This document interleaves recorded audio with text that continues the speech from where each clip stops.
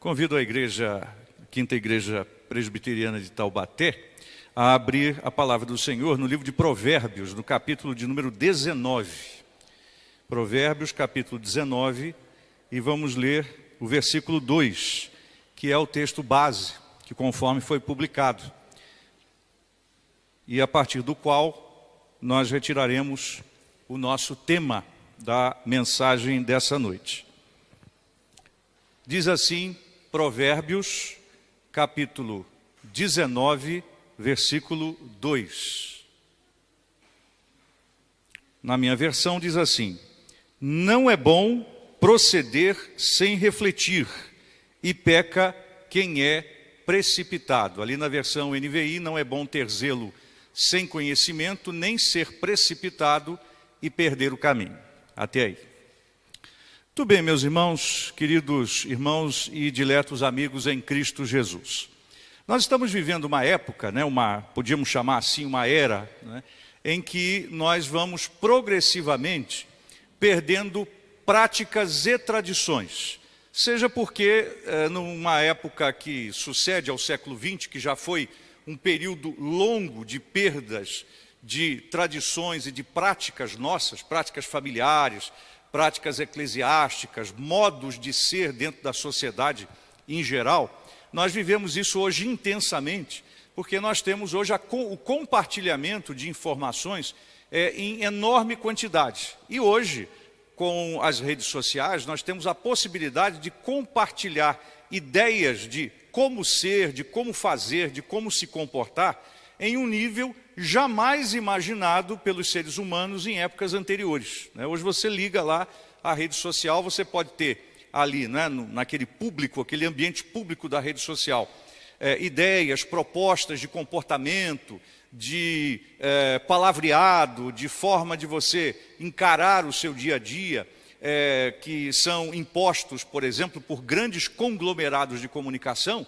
mas você também é influenciado, às vezes, por muitas pessoas completamente anônimas, completamente isoladas, que resolvem dar uma opinião e você ouve aquilo e diz, puxa, mas por que não fazer desse jeito? Então nós estamos hoje sob essa influência que vai tornando, digamos, aquilo que tinha uma solidez, que parecia ser muito claro, muito próprio, muito adequado para a nossa vida, algo estranho, ou pelo menos algo passível de ser contraditado por algum tipo de prática ou experiência nova. E aí nós vamos meio que nos cansando cognitivamente no sentido do que a gente vai entendendo, pelo bombardeio de informações, e nós vamos adquirindo uma atitude passiva. Qual é a atitude passiva? É aquela atitude de deixa a vida me levar. Ou seja, vamos deixando que as coisas vão acontecendo, as ideias vão se manifestando, eu abraço uma determinada postura hoje, se ela me causa desconforto amanhã, eu a rejeito, e assim a minha vida vai andando. Então, a tendência nossa é ir perdendo o senso, como é na nossa mensagem de hoje, do nosso estudo do primeiro princípio bíblico aqui para a nossa família e para a nossa vida como um todo, que é o princípio de propósito. Quer dizer, nós estamos acordando sem um propósito claro, nós estamos vivendo sem um propósito claro, nós estamos muitas vezes vindo à igreja sem um propósito claro, e nós estamos cuidando, entre aspas, da nossa família, que acaba não sendo um cuidado adequado, sem um determinado propósito. E sabemos que quando a gente está absolutamente sem saber para onde vai, onde nós chegarmos serve. Por quê? Se a gente não tinha nenhum objetivo a ser atingido, qualquer lugar ao qual nós tenhamos chegado vai parecer que se tornou algo bem sucedido para nós. Então a palavra de Deus, ela contradita isso. Primeiro porque quando nós olhamos a Escritura Sagrada como um todo, nós vamos descobrir que Deus é um Deus de planos, Deus é um Deus de propósitos, Deus é um Deus de planejamento. Nós continuamente, quando vamos pregar o Evangelho, o que nós dizemos sem medo de errar, e não erramos quando fazemos isso? É dizer para a pessoa, olha, Deus tem um plano na sua vida.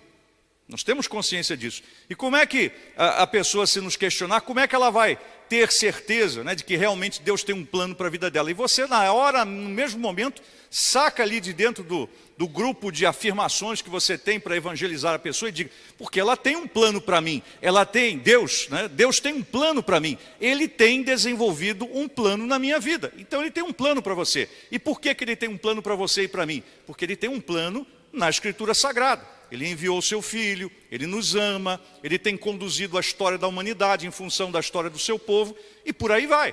Ou seja, Deus é um Deus de planejamento, é um Deus de propósitos. Então, quando nós pensamos nessa questão dos propósitos, nós temos que sair desse ambiente aqui, que diz o capítulo 19, o versículo 2 de Provérbios, né? Não é bom proceder sem refletir.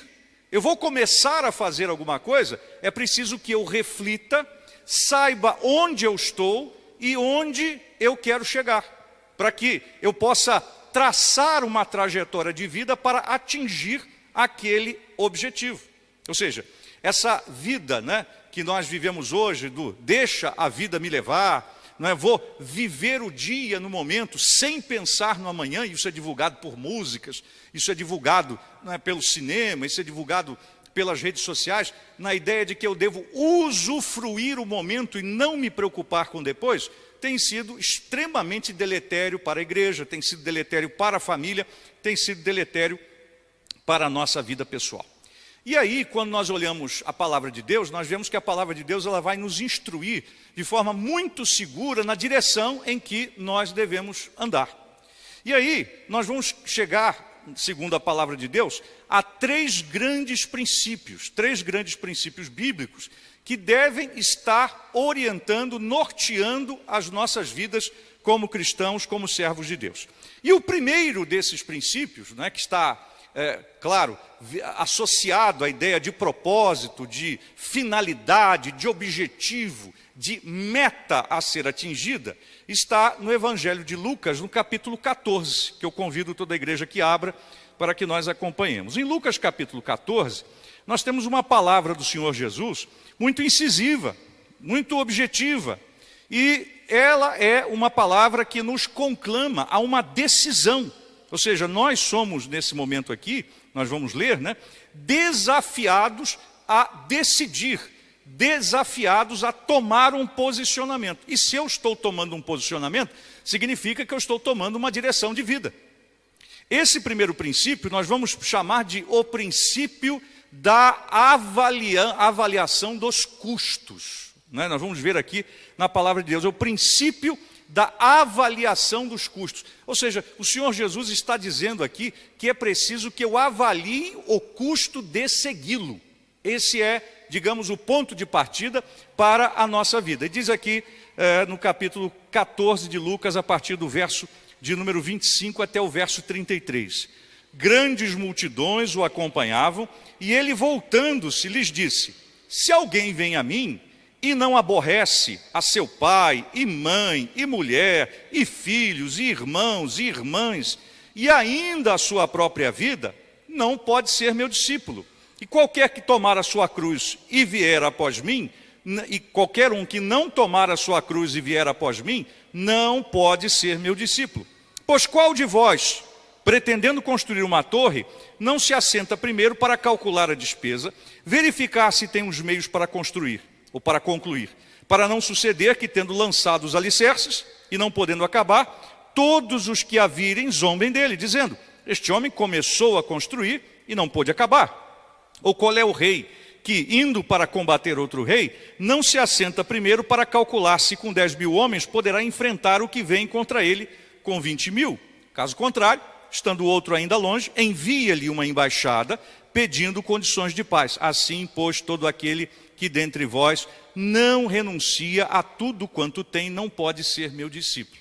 Então, a primeira coisa que nós vemos aqui na nossa vida cristã é que eu preciso avaliar os custos da minha vida diante do Senhor, ou seja, o que essa vida custará para mim, o que ela vai representar no meu dia a dia e o que isso trará de consequências para a minha vida. E quais são as conclusões que eu tiro deste primeiro texto aqui que trata do primeiro princípio? É que amar a Jesus é alguma coisa que tem que ser maior do que qualquer outra expressão de amor que eu possua. O texto está deixando isso muito claro.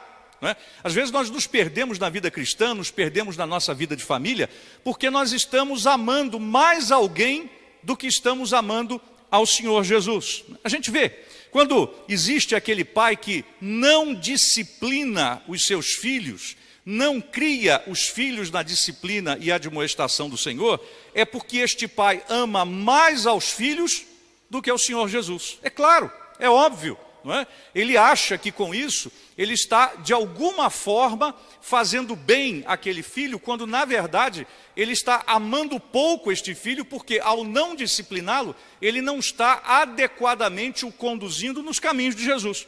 Mas mesmo assim ele faz. Ele faz para sentir uma simpatia, que é uma simpatia efêmera e momentânea daquele filho. Eu lembro que eu assisti uma vez um programa falando sobre alguns irmãos nossos dos Estados Unidos que viviam em algumas comunidades isoladas, né? E tinham uma prática muito arraigada, por exemplo, de disciplinar os seus filhos para fazer com que eles tivessem um comportamento bastante adequado com a palavra de Deus. E aí, até o pastor comentou hoje, né, sobre o uso da vara na parte da manhã. Esse grupo usava a vara para os filhos. Então, os filhos já sabiam, né? Quando cometiam alguma coisa que não era de acordo com a palavra do Senhor, a Bíblia, eles já iam para um determinado lugar, os pais pegavam a vara, iam lá e castigavam os filhos. E aí a mãe, na entrevista, disse, olha, falando para os filhos, né, vocês não têm ideia, né, de quanto dói em mim dar essas varadas em vocês. E aí mais ainda, a mãe disse, naquele momento em que eu estou dando a varada, a minha dor é enorme. Aí uma filha disse assim, na hora de dar a varada, não, na hora de dar a varada dói mais é na gente mesmo. Né? Ou seja, né, ela estava dando a varada, estava sentindo a dor, a mãe estava sentindo uma dor emocional, psicológica de fazer aquilo, mas a dor pesada mesmo, ela estava dizendo, era nossa. Mas diz a palavra de Deus que essas atitudes de fidelidade a Deus, elas vão produzir um eterno peso de glória.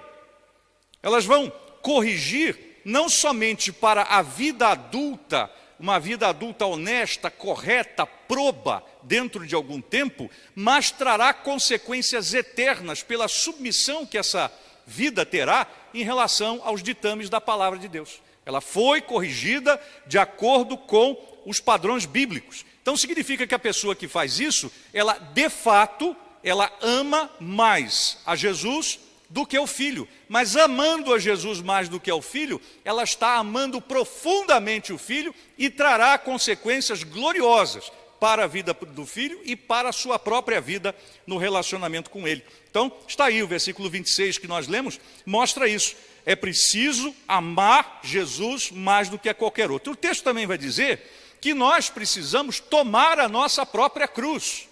Eu preciso avaliar, esse é o princípio da avaliação dos custos, eu preciso avaliar, eu estou disposto a tomar a minha própria cruz e seguir ao Senhor Jesus? E veja, né, essa ideia da cruz é sempre algo assim, muitas vezes idealizado pelas pessoas, né? O pessoal diz assim, eu estou com um problema na vida porque eu tenho uma pessoa da minha família que tem alguma enfermidade, então eu tenho que cuidar. Olha, essa é a cruz que Jesus deu para eu carregar. Aí você olha, vê outra pessoa que não tem esse mesmo problema, né? Não tem ninguém enfermo em família, fala assim, essa pessoa está bem, né? Aparentemente não está carregando cruz nenhuma, né?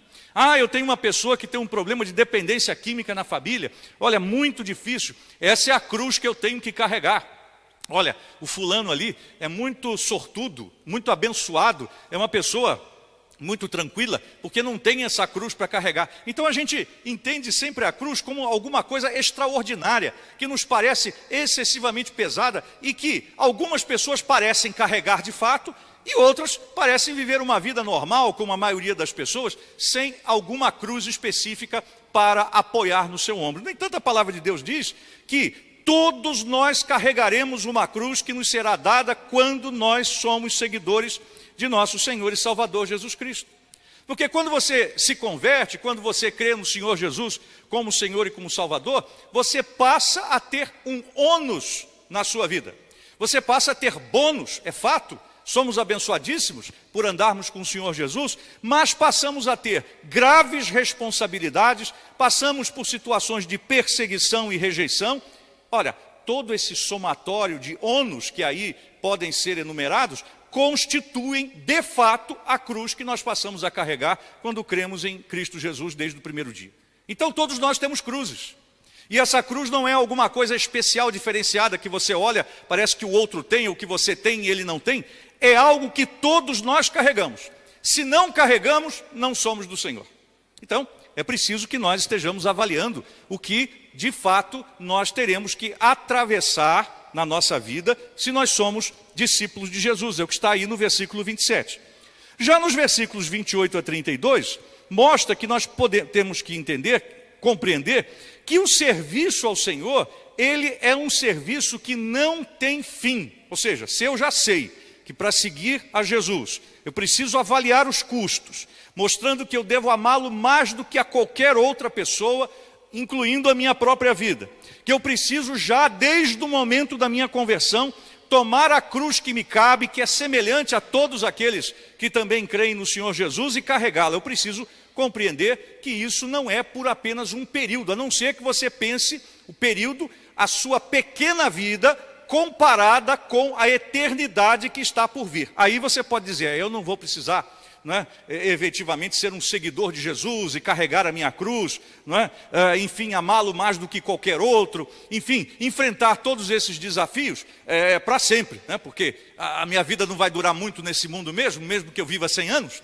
comparado com a eternidade. Se você está pensando assim, você vai entender, esses desafios não são para sempre. Mas se você pensar em termos da vida presente, seja ela longa ou curta, esses desafios são desafios permanentes. Eu não posso assumir um compromisso com Jesus até um determinado momento, como se eu dissesse, quando pessoas às vezes têm trabalhos seculares que são muito pesados, o sujeito dá um ufa, assim depois de alguns anos, quando chega a sua aposentadoria, e diz assim, já paguei a minha etapa, daqui para diante eu vou querer apenas a boa vida, ou seja, a vida cheia de regalos, a vida cheia de situações de prazer, vou aproveitar a minha vida porque até agora eu só trabalhei.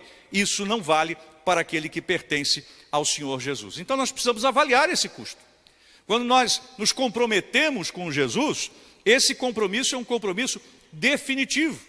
É uma tendência muito forte da parte de todos nós, de passar determinadas etapas da nossa vida, especialmente no envolvimento com a nossa família, e ter a sensação de que eu cumpri determinada etapa e que, cumprida essa etapa, eu não devo fazer mais nada. Um exemplo, você vai e encaminha os seus filhos na vontade de Deus. Aí você diz, olha, já criei o meu filho ali na disciplina, já fiz o uso da vara adequadamente, ou da sandália havaiana, que é a forma moderna, contemporânea da vara de marmelo. Você fez uso disso, você depois admoestou o seu filho para que ele andasse por um caminho correto. Depois, você chegou à idade adulta, ele assumiu, aí você diz assim, bem, daqui para diante é com ele, agora eu não posso fazer mais nada, não mando mais nele, É como se você, enfim, tivesse cumprido aquela etapa final que lhe permite não mais se envolver com o que está acontecendo dali para diante. Óbvio, lê do engano. Você é chamado a continuar orando por este filho. Você é chamado a continuar testemunhando a respeito deste filho, de Jesus, perante esse filho. E você está sendo chamado a não ser cúmplice dos seus eventuais pecados da sua idade adulta rebelde diante do Senhor Jesus. Você não é culpado pela rebeldia dele, mas também você não pode ser cúmplice da rebeldia, daquilo que ele comete. Ele vai viver uma vida eventualmente de pecado e você o acolhe, por exemplo, na prática do pecado da sua casa. Não, agora ele já é adulto, ele faz o que quer e você se torna cúmplice dos pecados dele, pecados que você o orientou a deles se afastar enquanto ele estava debaixo do seu teto e debaixo da sua autoridade. Por quê? Porque compreender o serviço de Jesus é entender que esse serviço é para sempre. Você não tem etapas a cumprir. Você, na verdade, vai num contínuo até a volta de Cristo Jesus ou a sua chamada à presença dele. Portanto, quando nós olhamos esse primeiro princípio, o verso 33, ele vai utilizar a palavra que resume toda a nossa atitude. Ora, se eu estou dizendo, né, que eu tenho que amar a Jesus mais, ou seja, o meu amor por Jesus tem que ser maior do que o amor por qualquer outro ser ou pessoa, não é? Que eu preciso carregar a minha própria cruz, que o serviço que eu presto ao Senhor não tem fim sob hipótese alguma, significa dizer que o meu compromisso com Jesus é um compromisso que exige o quê? Renúncia total, está lá no verso 33. Assim, pois, todo aquele que dentre vós não renuncia a tudo quanto tem, não pode ser o meu discípulo. É uma vida de entrega completa, é uma vida de abnegação total, é uma vida de negação pessoal. Diz ali, né, para carregar a cruz que o Senhor Jesus me dá, é preciso que eu negue a mim mesmo e tome essa cruz. Ora, esse é o princípio da avaliação dos custos. Ou seja, quem tem propósito tem que avaliar os custos. Ele disse aqui com relação, né, à construção de uma torre. Eu vou construir uma torre, eu tenho que avaliar se eu posso começar a obra e concluí-la. Porque senão as pessoas vão passar, vão olhar para a torre, ver a torre que não acabou de ser construída, e eu virarei um mote de zombeteiros. Ou seja, aqueles que zombam estarão associando o meu nome ao nome daquela torre. Né? Se eu sou o João, estará, essa aqui é a torre do João. Aí as pessoas riem, debocham, né? Vão zombar de mim, porque eu comecei a torre e não concluí. Vou enfrentar um exército de 20 mil com 10 mil homens. Será que há condições? Porque os homens que estão sob meu comando são muito audazes, muito bem preparados, muito mais bem armados, têm cavalos, os outros não têm. Eu vou conseguir enfrentar os 20 mil com os 10? Se não, eu mando uma embaixada e faço um acordo para que eu não coloque aqueles que estão sob a minha responsabilidade em destruição. É isso. Então hoje o que nós temos visto nessa disposição da humanidade como um todo, e isso está acontecendo no nosso país, evidentemente, de vivendo a vida descompromissadamente, vivendo o meu dia, deixando a vida me levar, eu estou abrindo a mão da avaliação dos custos, e o Senhor Jesus disse que ele não poderia ser seguido de verdade se os custos envolvidos com a fidelidade a ele não fossem avaliados antes de nós começarmos a jornada. E a pergunta fica, não é? Você fez esse tipo de avaliação lá atrás, quando você se converteu a Cristo Jesus? Você se submeteu a isso, ou você se lançou, não é, assim, para servi-lo publicamente, como se você se lançou? Você foi a uma igreja, falaram que você tinha que professar a sua fé, você professou, você foi batizado, se tornou membro de uma igreja local que serve ao Senhor Jesus, como por exemplo essa, sem avaliar os custos. E aí depois, dali em diante, você pensou assim, deixa a vida eclesiástica me levar, deixa a minha família com os gostos dos meus filhos, da minha esposa, sem nenhuma norma bíblica me levar, deixa as exigências impróprias que existem no meio da minha profissão me levarem adiante, porque eu nunca avaliei, eu nunca parei para pensar nos custos que devem estar associados ao meu serviço a Jesus. Ou seja, né, aquele que é precipitado, aquele que não avalia, aquele que não reflete antes de começar uma jornada, como nós vimos lá como princípio em Provérbios 19:2, ele certamente estará fadado ao fracasso. O segundo princípio que nós vemos aqui vai ser encontrado em Marcos capítulo 6. Marcos, Evangelho de Marcos, no capítulo de número meia dúzia.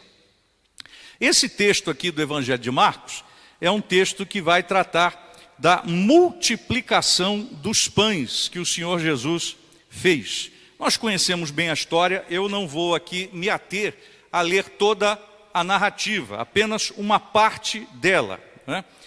Trata aqui da primeira multiplicação dos pães. Ela começa aqui no versículo 30 do capítulo de Marcos 6, mas nós vamos ler a partir do versículo de número 38. É aquele momento em que o Senhor Jesus conclama aos discípulos que deem de comer à multidão. E obviamente, nós já sabemos, já conhecemos aqui a história, né? E seria bastante óbvio também para os discípulos, apenas com uma quantidade insuficiente de comida para eles mesmos ali, o grupo dos 12, né? Era insuficiente para eles, quanto mais para uma multidão. Mas Jesus pergunta para testá-los e para ver quais eram os recursos de natureza espiritual dos quais eles lançariam mão naquele momento. Será que eles orariam? Será que eles pediriam a misericórdia de Deus? Será que eles se lançariam de joelhos em terra e diriam: ó Senhor, não posso fazer nada? De versículo 38 diz: e ele lhes disse: quantos pães tendes? E de ver. E sabendo eles, responderam: 5 pães e 2 peixes. Então Jesus lhes ordenou que todos se assentassem em grupos sobre a relva verde.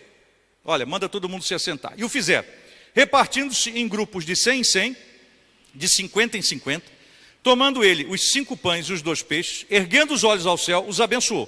E partindo os pães, deu aos discípulos para que os distribuíssem, e por todos repartiu também os 2 peixes. Não sei se vocês já viram anedotas, né, que são feitas desse texto. Aí o indivíduo falou: foi assim, Jesus pegou aqueles pães e peixes. Aí o indivíduo foi lá e falou assim: não, eu abro mão, eu passo para o meu irmão que está ao meu lado. Aí o outro diz: eu abro mão, passo para o irmão, né, do lado.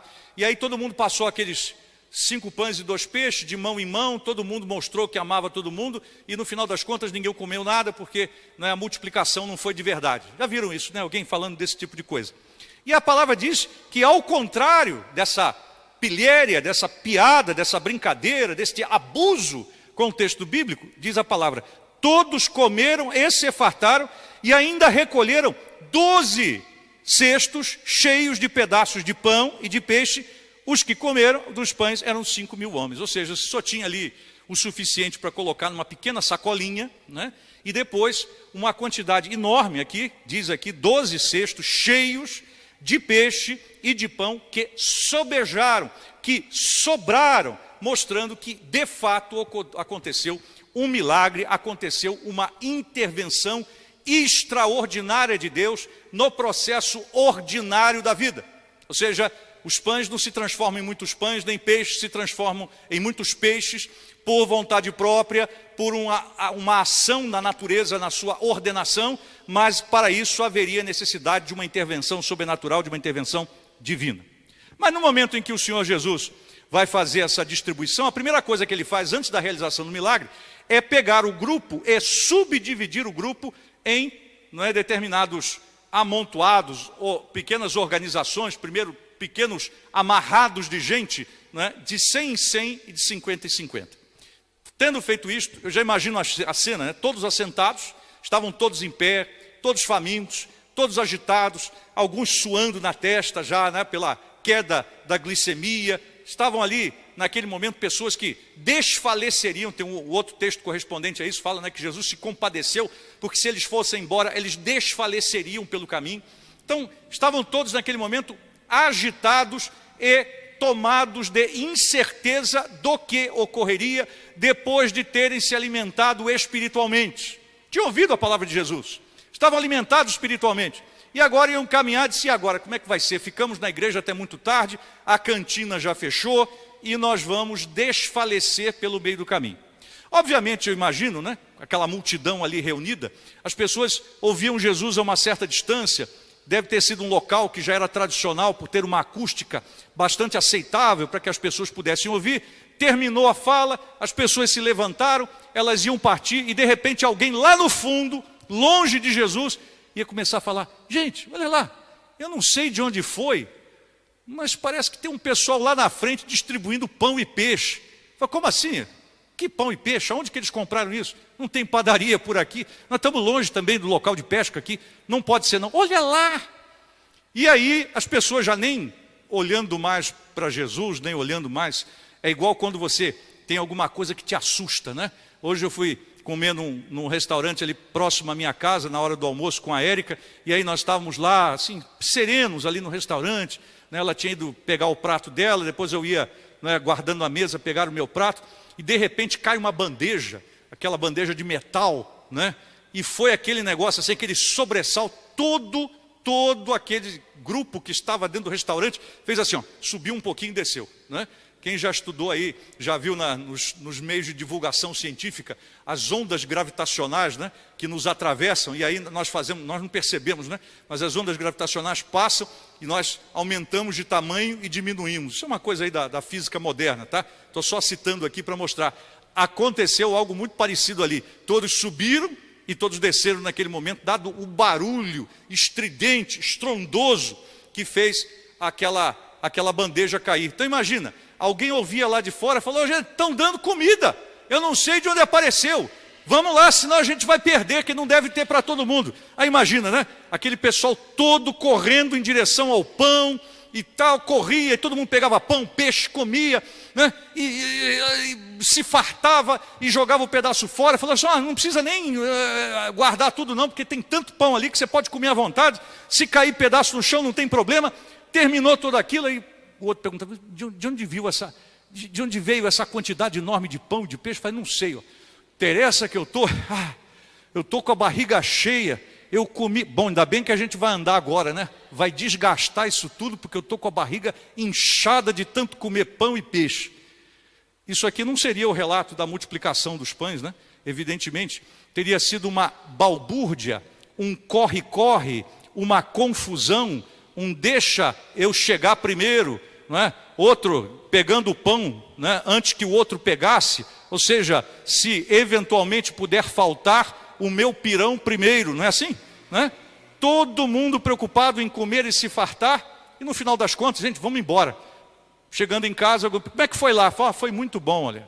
Jesus pregou, nós ouvimos, já estávamos indo embora para casa, de repente, não sei de onde nem como, apareceu lá um monte de peixe, um monte de pão, a gente caiu dentro e veio embora. Que beleza, hein? Que maravilha, hein? Ouvir a palavra e depois foi uma confusão danada, mas interessa que ele está com a barriga cheia, não é verdade? Olha, o que nós vemos aqui? Que Jesus, ele mostra para nós aqui um segundo princípio importante aqui na palavra, depois do princípio da avaliação dos custos, que é o princípio da organização. Isso eu quero glorificar a Deus, né?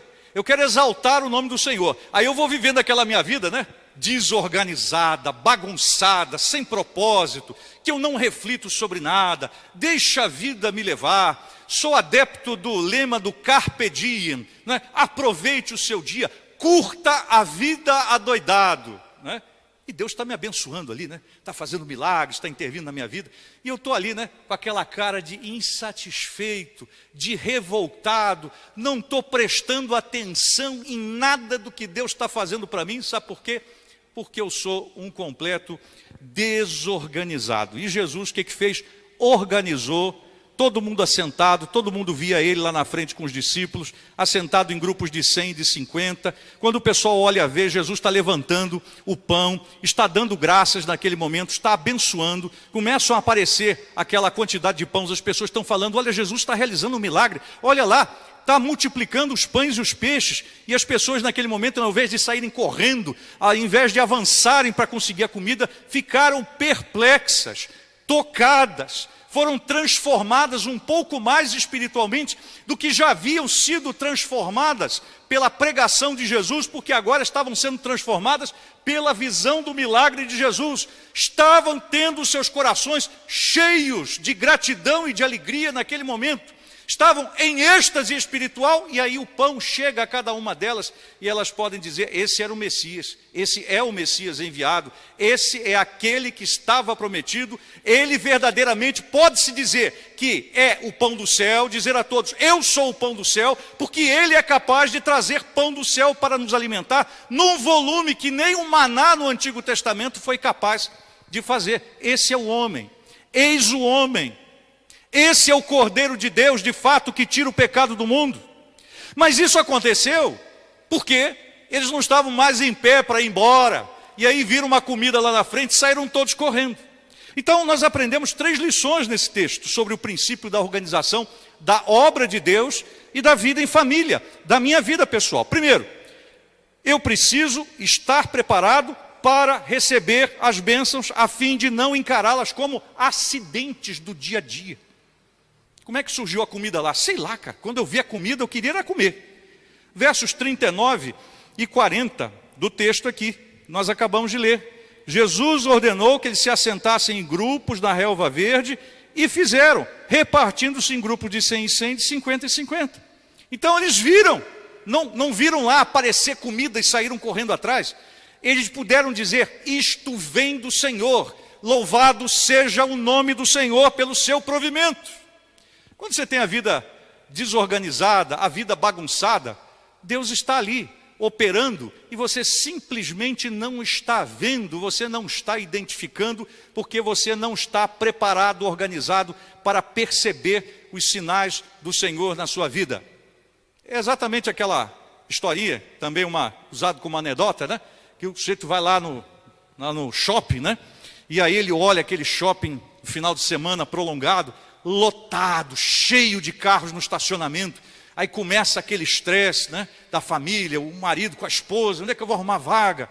Né? Aí o marido tenso, aí a mulher tenta acalmar ele, fala assim, calma, calma meu bem, né? Você vai achar vaga. Aí eles são crentes, né? Ele fala assim, mulher, ora.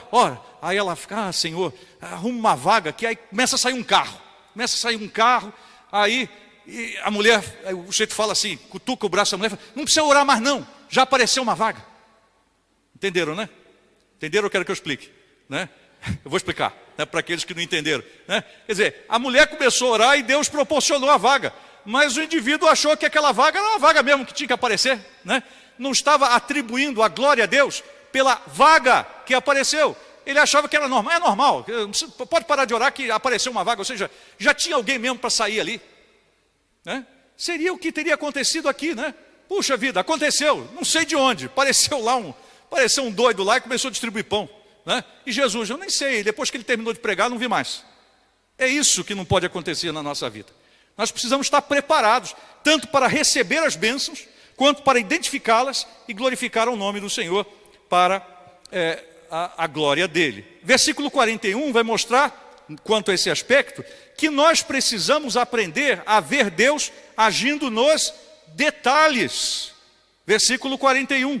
Tomando ele os 5 pães, os 2 peixes, todo mundo assentado, paradinho, organizado, erguendo os olhos ao céu, ele levantou o pão e o peixe, abençoou, partiu e começou a dar os pães e os peixes e não parava.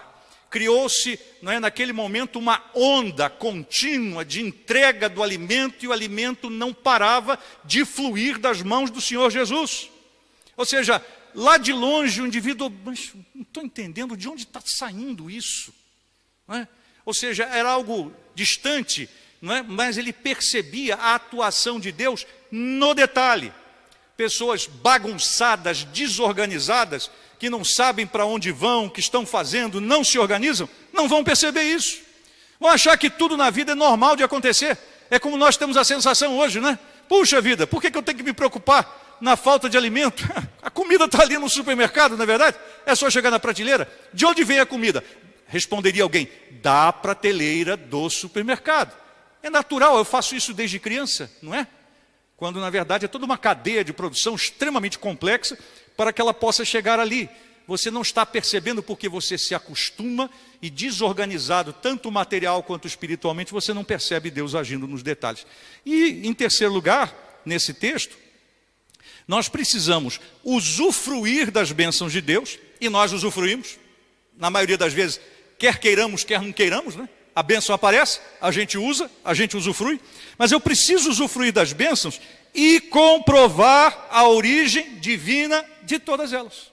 Você precisa identificar, prestar atenção nos detalhes e louvar a Deus por cada uma das coisas que eu recebo. O crente, ele não vive num processo de entender que as coisas simplesmente estão aí, sempre estiveram aí, e de alguma forma amanhã quando acordar elas vão estar aí mesmo. Não! O crente sabe que isso é resultado da intervenção de Deus. Então o primeiro princípio é o princípio da avaliação dos custos. Eu vou planejar, eu vou ter propósito de vida, e propósito é o primeiro, digamos, grande princípio e valor que deve haver na vida do cristão. Preciso avaliar os custos. Não é viver de qualquer maneira. Eu não posso cuidar da minha família de qualquer maneira. Eu não posso servir a Deus de qualquer maneira na igreja. Existe um custo, existe um preço. Não existe para nós preço pagável para a salvação, porque esse foi pago por Cristo e nós não poderíamos nunca pagá-lo, nunca estaremos à altura de fazê-lo. Mas, não é? A vida cristã nos custa tudo, é o primeiro aspecto. O segundo, eu preciso estar organizado, tanto na obra, na família, como na vida pessoal, para que eu identifique o que Deus tem feito. Em terceiro lugar, no terceiro e último princípio, é preciso que eu tenha uma atitude de saber que na minha vida, igreja, família, eu nunca vou realizar as coisas sozinho.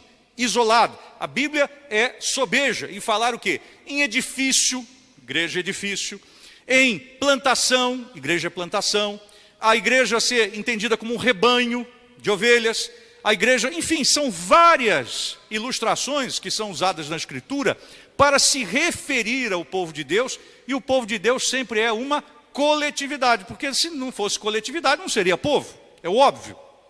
Então, Êxodo capítulo 18, nós vamos ler um texto que nós conhecemos bastante, é um texto tão explorado, com o objetivo que nós vamos mencionar esse texto hoje, ele é tão explorado que ele é usado inclusive no ambiente do mundo corporativo. Se você aí trabalha em alguma corporação grande, numa empresa multinacional, não é, você já deve ter ido, não é, em alguma palestra, e nessa palestra alguém foi lá e citou esse capítulo 18 do livro de Êxodo. Qual é esse capítulo 18 do livro de Êxodo? É aquele em que Moisés está, num determinado momento, depois de chegar na terra prometida, ele está, aliás, nem tinha chegado ainda na terra prometida, está longe disso, mas ele está lá com o povo no deserto e ele está resolvendo, entre aspas, né? Ou seja, ele está tomando decisões jurídicas, né? Ele está sendo um árbitro, um juiz, acerca dos problemas que envolvem toda aquela nação. As pessoas faziam filas enormes, né? E Moisés, olha, está acontecendo isso, estou brigando com ele aqui, está tendo um problema, o boi dele chifrou o meu boi, né? Próximo. Nós não estamos nos entendendo, quem são vocês? Eu sou a fulana, ele é o cicrano, nós somos casados, mas está uma confusão muito grande na nossa casa, nós não entendemos, temos incompatibilidade de gênero. Moisés. E chegou um determinado momento que ele estava se desgastando, né? Isso aí quando é uma palestra num ambiente corporativo, numa empresa, né? Chega lá o indivíduo e fala, você aí que é executivo da empresa, que está se desmontando em estresse, está tendo problemas cardíacos, diabetes, hipertensão arterial. Fala assim, você está vivendo igual Moisés estava quando ele pegava tudo para decidir sozinho. Aí dizem lá, você precisa delegar responsabilidades. Tá vendo? Isso aí veio desde os tempos bíblicos.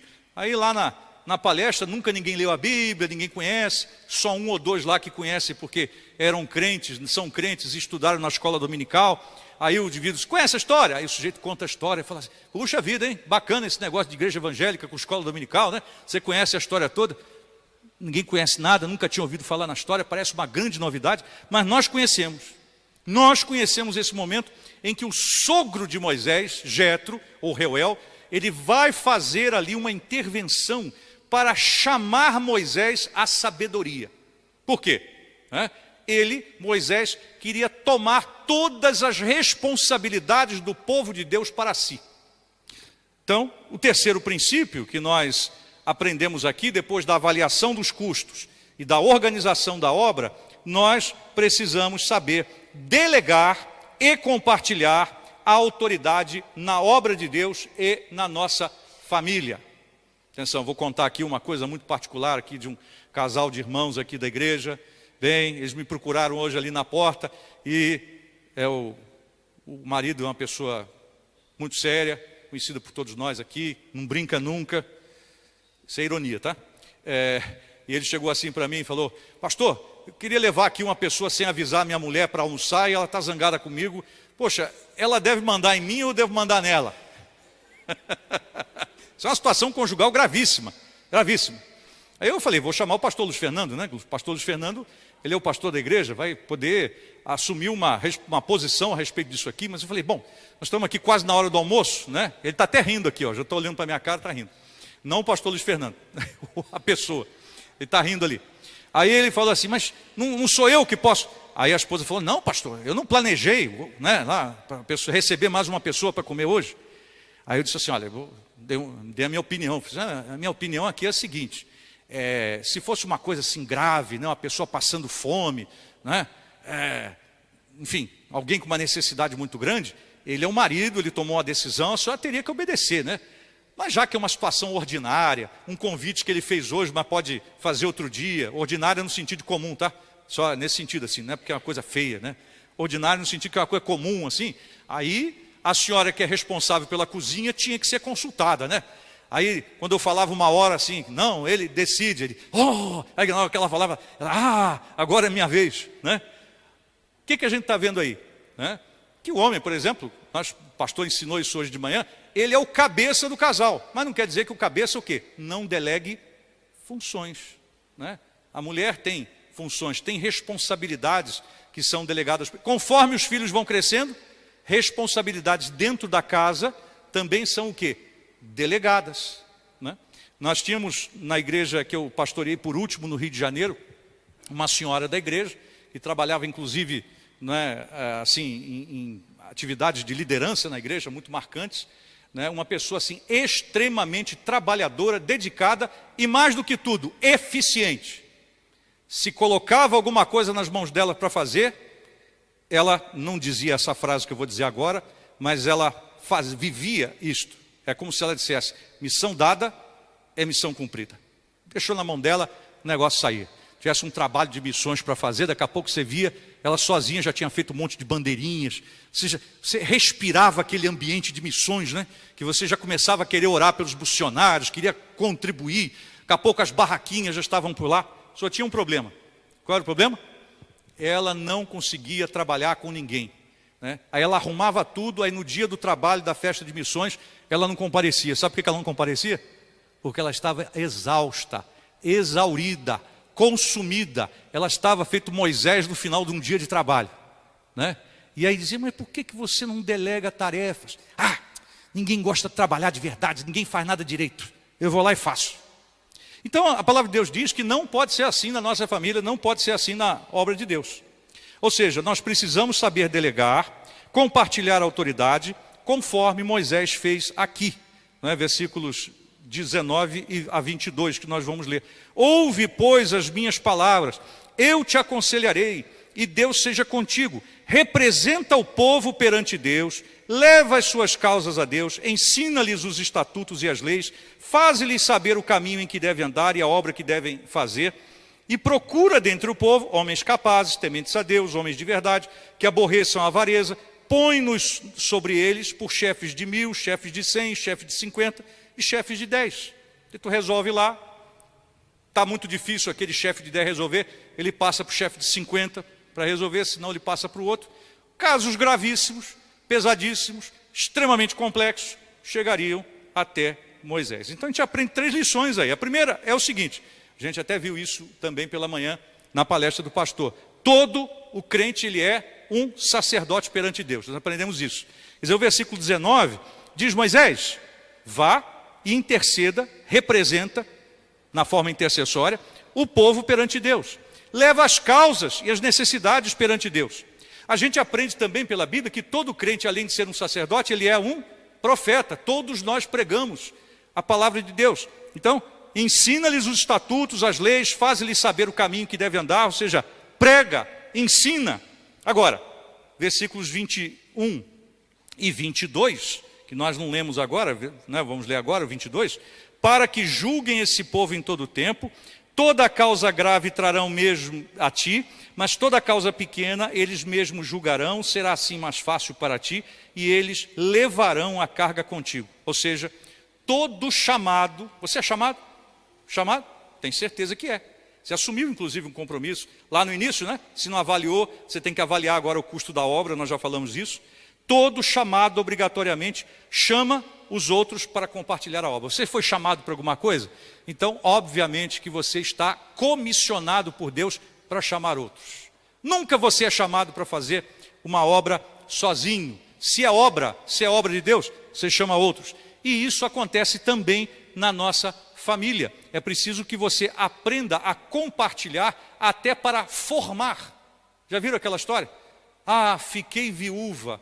E aí? Está se recuperando? Como é que está o luto? O grande problema é que eu não sei assinar um cheque. Bom, hoje em dia não precisa mais, né? Mas antigamente era assim.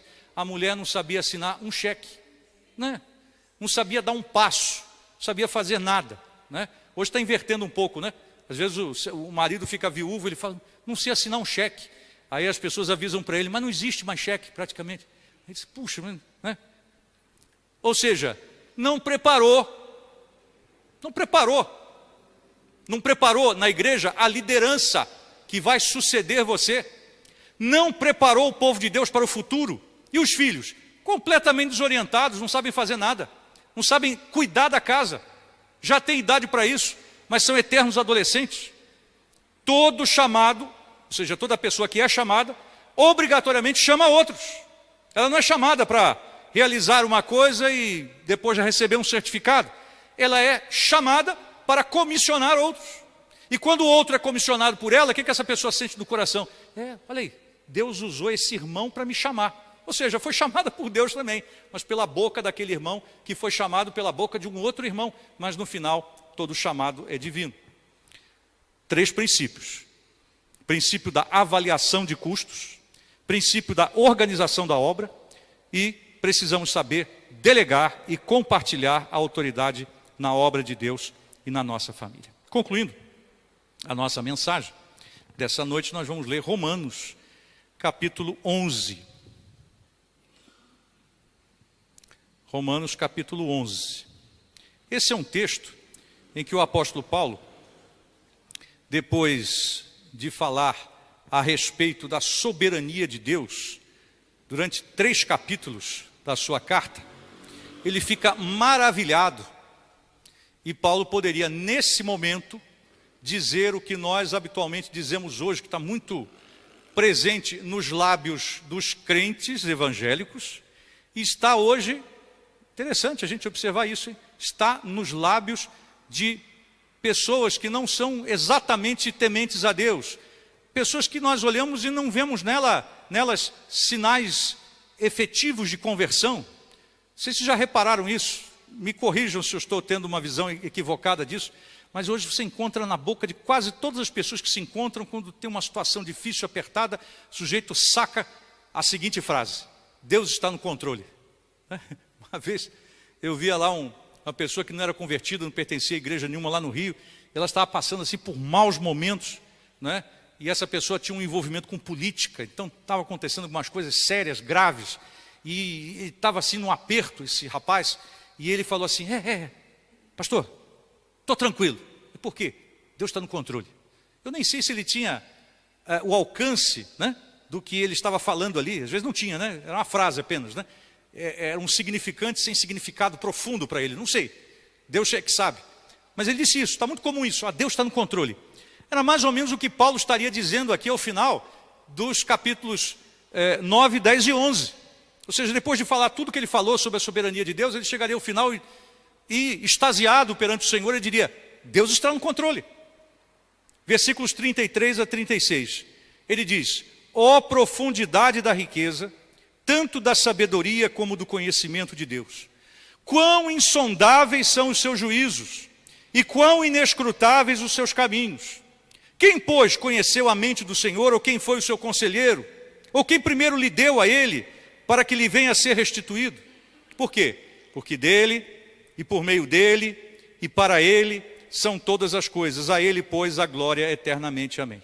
Ou seja, não é? Nós avaliamos os custos, nós temos que organizar a nossa vida e os aspectos concernentes à obra de Deus. Nós temos que saber delegar e compartilhar a autoridade que nós recebemos de Deus. Só que nós em tudo isso fracassaremos se nós não tivermos em vista que a obra do Senhor Jesus, no que concerne a cuidar da família, a cuidar da obra da igreja, que é um conjunto maior de famílias, tem como finalidade em tudo a glória do próprio Deus. Imagina, né? Você diz: avaliei custos, eu organizei a obra, deleguei, mas eu sou muito bom nisso, gente. Eita ferro, puxa, como eu sou bom nisso, né? Essa família não seria desse jeito se não fosse eu. Essa igreja não seria assim se não fosse eu, né? Canta como eu, prega como eu. Esse grupo aqui de senhoras com que a gente faz o trabalho na igreja não seria assim se não fosse eu. Ora, quem pensa assim não está avisando a glória de Deus.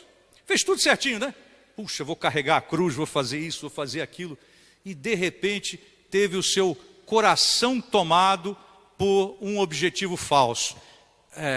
Já viram um filme? Quando tem assim uma represa, né? Aí você olha, a represa está prestes a arrebentar, né? Aí aparece aquele barulho assim de coisa rachando. Aí daqui a pouco, plá, abre, né? E aí vem aquela água toda. Imagina, né? Avaliou os custos, organizou a obra, delegou funções em tudo que faz e de repente diz, eu sou o máximo. Naquele momento você começa a ouvir em tudo que ele fez, família, obra, tudo, começa a ouvir aquele barulho de alguma coisa rachando. E daqui a pouco o que acontece? A barreira rompe e vem aquela enxurrada que destrói tudo. Por quê? Porque em tudo isso, aquele que assim procedeu deveria ter glorificado o nome do Senhor, e ele estava fazendo isso às vezes até um determinado momento, mas houve um determinado instante de cegueira, de tolice, de loucura, como diz a Bíblia, de abatimento moral e espiritual, que ele fez como Satanás, né? Eu quero ser como Deus. E naquele momento o que acontece com toda a obra realizada? Ela racha e ela se destrói completamente. Ou seja, segundo esse texto, nós avaliamos, nós organizamos, nós delegamos, mas os caminhos de Deus continuam sendo inescrutáveis. Inclusive porque a gente vai planejar de uma forma e Deus às vezes vai conduzir de uma outra forma. Segunda coisa, nós traçamos um planejamento claro. Vou fazer assim com os filhos, vou fazer assim com a igreja, vou fazer assim com a minha vida, mas continuamos vivendo pela fé na sabedoria divina que nos excede. Sabedoria divina nos excede. Eu vou fazer assim, gostaria que saísse desse jeito, dessa maneira, mas diz aqui o verso 34, você conheceu a mente do Senhor? Não. Você foi o seu conselheiro lá atrás, quando ele criou o mundo? Também não. Você deu a ele para agora cobrar de volta? Não. Então, é preciso que nós temos submissão aos resultados que Deus vai trazer. Por quê? De acordo com o verso 36, porque dele, por meio dele, para ele, ou seja, Deus é o proprietário da minha família, da igreja, que é a igreja do Senhor e da minha vida. Deus é o realizador de fato daquilo que eu realizo em nome dele. Na verdade, é a grande mão de Deus que realiza. Eu só tenho o privilégio de colocar a minha mãozinha junta, e eu falo isso com muito respeito, da mãozona de Deus, né? Da grande mão do Senhor. E Deus é o objetivo, proprietário, realizador efetivo, e Ele é o objetivo, a finalidade de tudo aquilo que eu faço. Que Deus nos abençoe nessa semana em que começamos a comemorar o mês da família, haja essa disposição no nosso coração, né? Mas sempre trabalharemos e nos esforçaremos como se tudo na verdade estivesse dependendo da gente, mas sabendo que tudo depende de Deus e é feito para a glória de Deus. Que Deus nos abençoe. Amém.